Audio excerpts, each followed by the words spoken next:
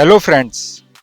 आज के वीडियो में हम देखेंगे कि क्रिप्टो करेंसी में ऐसी कौन सी कॉमन मिस्टेक्स हैं, कौन सी कॉमन गलतियां हैं जो हमें भी नहीं करनी चाहिए, हमारे दोस्तों को भी नहीं करनी चाहिए, और जितने भी न्यू कमर्स हैं क्रिप्टो करेंसी में उनसे उन्हें भी वो गलतियों में अपने आप को नहीं डालना चाहिए। तो ये जो क्वेश्चन है कि इसके ऊपर सजेशन मांगा गया, कॉइन मार्केट कैप ने एक पोस्ट लगाई अपने फेसबुक के ऊपर, और उसमें जो है उन्होंने अपने फॉलोअर से कहा कि अगर आप अपने दोस्तों को सजेस्ट करना चाहो कि क्रिप्टो करेंसी में ऐसी कौन सी गलतियां जो उन्हें नहीं करनी चाहिए, तो आप क्या सजेस्ट करोगे।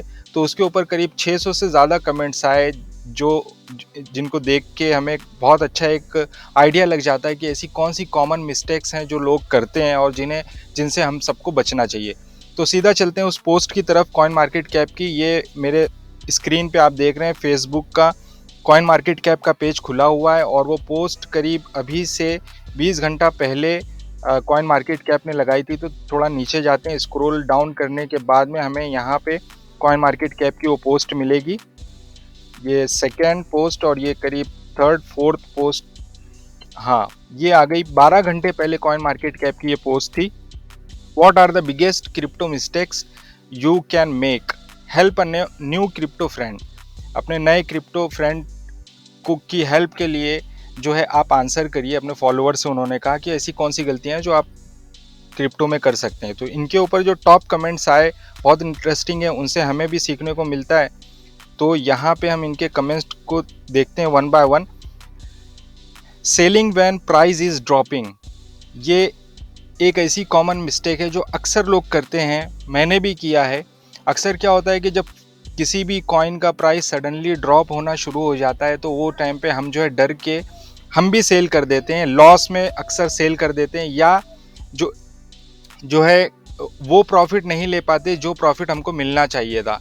तो selling when price is dropping, जब प्राइस ड्रॉप हो रहा हो तो उस टाइम सेल करना, ये एक बहुत बड़ी गलती होती है। दूसरी क्या ऐसी चीज़ है, वो है buying when of the daily gains list. One of the best places for great deals is new tokens or those that just hit bottom. You won't find them on the daily winners list. यानी कि daily जो gains की list होती है, daily gainer की list बहुत से लोग देखते हैं अपने अपने एक्सचेंजेस पे। अगर वो बाइनांस के ऊपर हो या गेट पे हो या क्यूकॉइन पे हो, कहीं भी हो, तो वहाँ पे एक सेक्शन होता है, हर एक्सचेंज का एक सेक्शन होता है कि जिसमें डेली विनर की लिस्ट आती है कि किन्होंने ज़्यादा अच्छा परफॉर्म किया।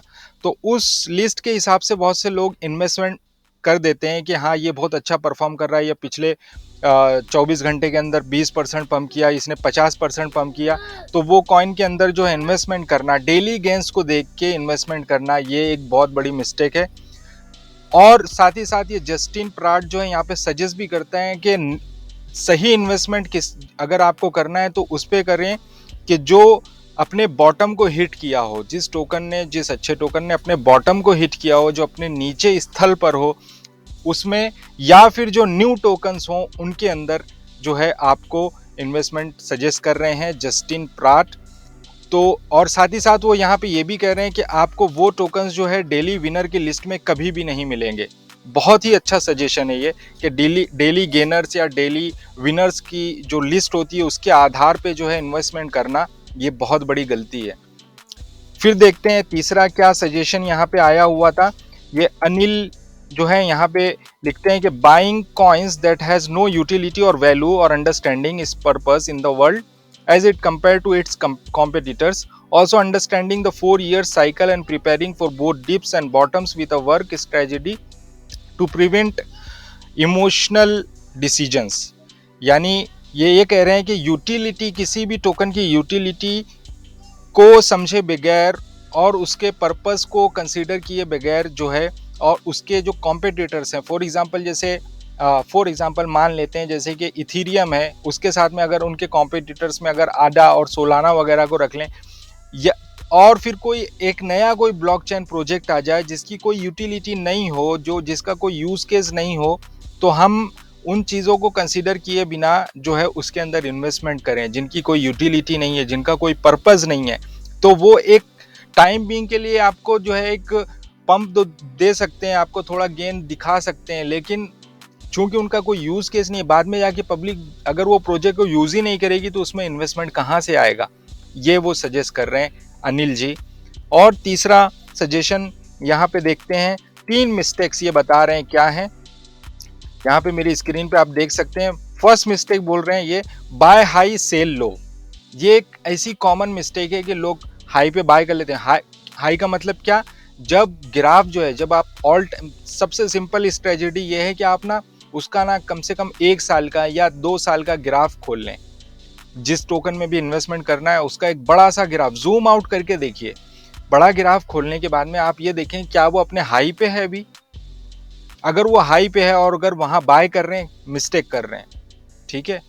और सेल कर रहे हैं कब, जब वो अपने लो पे, यानी जब वो गिरा हुआ हो और वहां पे सेल कर रहे हो, तब भी ये गलती है। बाय हाई और सेल लो, ऐसी गलती नहीं करना है। दूसरी क्या कह रहे हैं, not understanding the relationship between market cap and supply. Token की मार्केट कैप टोटल कितनी है और उसकी सप्लाई अब तक कितनी मार्केट में आई हुई है, उसको, उन दोनों के बीच में जो रिलेशन है उसको ध्यान में न रखते हुए इन्वेस्टमेंट करना। तीसरा क्या है, not understanding bull and bear cycles. देखें, बुल साइकिल और बियर साइकिल को भी हमें कंसीडर करना होता है। अगर हमें उसकी समझ नहीं है, उसके बिना ही हम इन्वेस्टमेंट कर रहे हैं, गलती कर रहे हैं। कभी भी आपको बुल साइकिल में बड़ा इन्वेस्टमेंट करने से बचना चाहिए। क्रिप्टो करेंसी में बुल साइकिल भी आते हैं और बियर साइकिल भी आते हैं। बुल साइकिल में ये होता है कि सारे टोकन्स, ऑलमोस्ट अल्ट कॉइन्स भी और बिटकॉइंस भी जो है वो एक अपने हाई की तरफ जाते हैं। तो वहां पे बुल साइकिल में बड़ा इन्वेस्ट करना, वो क्योंकि अपने हाई से कहीं भी वो करेक्शन लेने के लिए नीचे भी आ सकते हैं, तो इसलिए बुल साइकिल में बड़ा इन्वेस्टमेंट करना गलती है।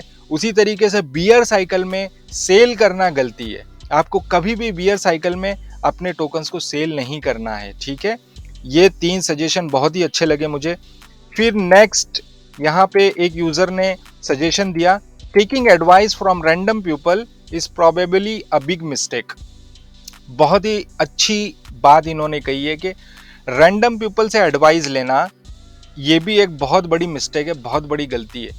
कि आज फलाने दोस्त ने हमको ये कहा, फिर किसी और से हमने कुछ पूछा, किसी से और कुछ पूछा, तो अलग अलग जगह से एडवाइस लेना और उसके ऊपर अपने डिसीजन बनाना, ये भी एक बहुत बड़ी गलती है।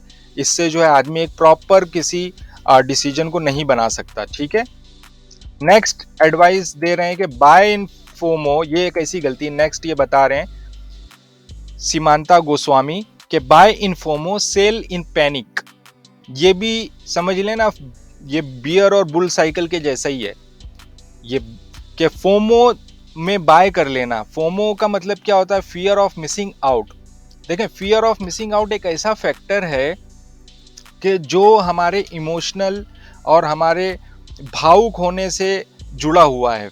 उसी तरीके से पैनिक भी एक ऐसा फैक्टर है जो हमारे इमोशंस से जुड़ा हुआ है, ठीक है। ट्रेडिंग में हमको इमोशंस के आधार पे बाय सेल नहीं करना है, हमें फैक्ट्स के और मैथमेटिक्स के आधार पे करना है और एनालिसिस के आधार पे हमको ट्रेडिंग करनी होती है, बाय सेल करना होता है। तो अगर फियर ऑफ मिसिंग आउट हो रहा है, यानी क्या हो रहा है, देखें उसको आम भाषा में बोलें तो ये देखो, ये टोकन है फॉर एग्जांपल XYZ टोकन, ये बहुत पंप करने वाला है, ये अब ये बढ़ जाएगा, यूं हो जाएगा, तू हो जाएगा, फलानी न्यूज़ आ रही है, या ऐसा होने वाला है, वैसा होने वाला है, ये ट्वीट आई हुई है, या इस तरीके की कोई चीज़ हुई है।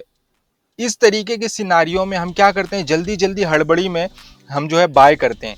इसको बोलते हैं फियर ऑफ मिसिंग आउट। हमें क्या डर होता है कि हम कहीं उसको मिस ना कर दें। ये एक ऐसा डर होता है जो हमसे गलतियां करवाता है।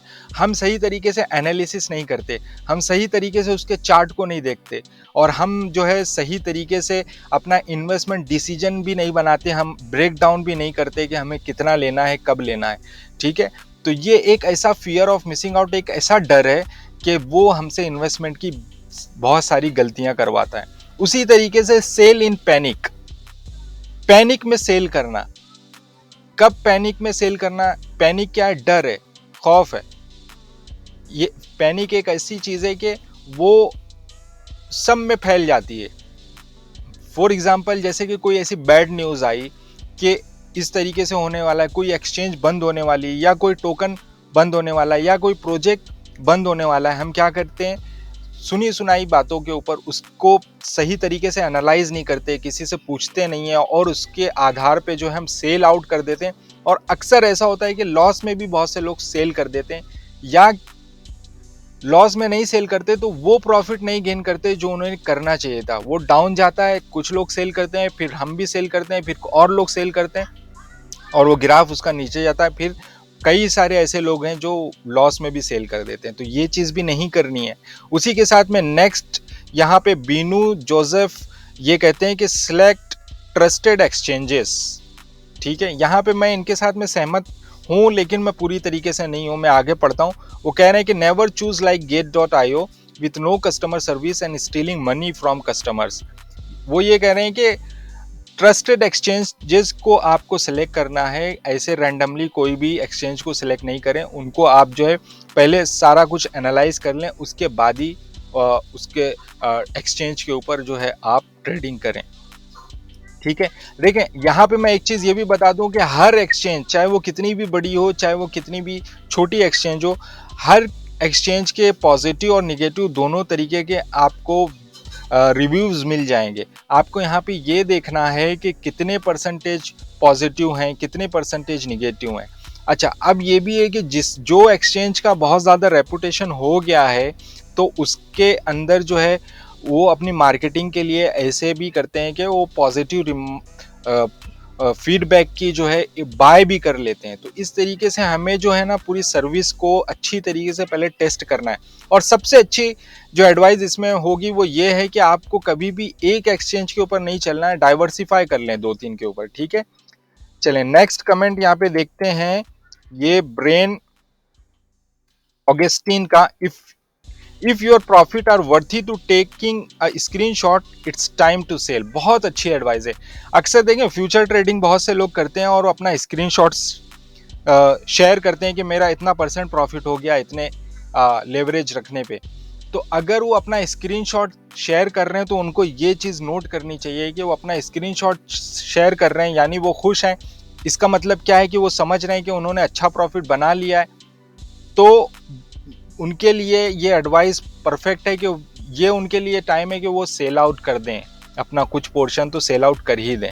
ठीक है, ये चीज़ हो गई। उसी के साथ में अबाउट द रॉन्ग कॉन्ट्रैक्ट, इन्होंने कहा है कि मैंने गलत कॉन्ट्रैक्ट से टोकन खरीद लिया। ये एक ऐसी कॉमन मिस्टेक है। अक्सर लोग क्या करते हैं, किसी टोकन का फोमो देखे और उसके टोकन को जाके पैनकेक स्वैप के ऊपर या कहीं भी गूगल में जाके सर्च करते हैं और वहाँ से गलत सलत वेबसाइट में जाके वहाँ से कॉन्ट्रैक्ट उठा के उसकी स्वैपिंग करते हैं। तो इस तरीके से भी नहीं करना है, ऑफिशियल रूट से आपको जाना होगा। ये सारे टॉप कमेंट्स हो गए, मुझे बहुत इंटरेस्टिंग लगे थे तो मैंने सोचा आपके साथ में शेयर करूं। मैं रेगुलरली अपने चैनल के ऊपर जो है कम्युनिटास से रिलेटेड अपडेट दे रहा हूं। लॉन्चपैड प्रोजेक्ट है, ट्रस्टेड प्रोजेक्ट है, पॉलीगॉन चैन के ऊपर है और इसी के साथ में दूसरे भी ऐसे ट्रस्टेड प्रोजेक्ट्स के ऊपर मैं बात करता रहता हूं और यूज़फुल वीडियोस आपके साथ में शेयर करता रहता हूं। तो अगर आपने मेरे चैनल को सब्सक्राइब नहीं किया है तो सब्सक्राइब कर लें, बेल आइकॉन दबा लें और कनेक्टेड रहें। साथ ही आप जो है इस वीडियो के कमेंट में ये बताएं कि ऐसी क्या गलतियां हैं जो हम कर सकते हैं और हमारे दोस्तों को उनसे बचना चाहिए। ऐसी कौन सी एडवाइस जो है आप मुझे देना चाहेंगे, आप कमेंट सेक्शन में मुझे बता सकते हैं और जो है मैं उसको ज़रूर पढ़ूंगा। इसी के साथ में इस वीडियो को यहाँ पे फिनिश करते हैं, मिलते हैं नेक्स्ट वीडियो में। तब तक के लिए टेक केयर, बाय।